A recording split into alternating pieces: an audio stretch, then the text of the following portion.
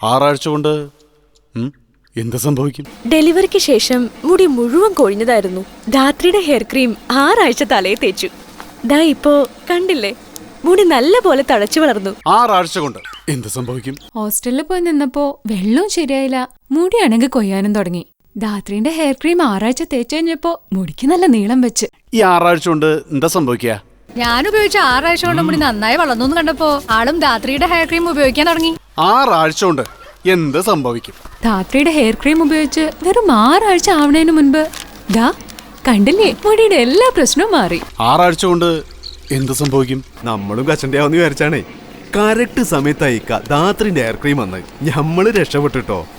6 ആഴ്ച കൊണ്ട് മുടി ഇങ്ങോട്ട് തഴച്ചു വളർന്നു. 6 ആഴ്ച കൊണ്ട് എന്ത് സംഭവിക്കും? ഇവളന്ന് ധാത്രിയുടെ ഹെയർ ക്രീമിനെ പറ്റി പറഞ്ഞപ്പോ അത് ഇത്രയ്ക്ക് എഫക്റ്റീവ് ആണെന്ന് വിചാരിച്ചില്ല. പക്ഷേ ഇപ്പോ ധാത്രിയുടെ ഹെയർ ക്രീം യൂസ് ചെയ്യുന്ന ഞങ്ങൾക്ക് സൗകര്യം. 6 ആഴ്ച കൊണ്ട് എന്നാ സംഭവിക്കും? ധാത്രിയുടെ ഹെയർ ക്രീം 6 ആഴ്ച യൂസ് ചെയ്ത് കഴിഞ്ഞപ്പോ മനുഷ്യന്റെ തലയിപ്പോ പഴയ തലയൊന്നുമല്ല.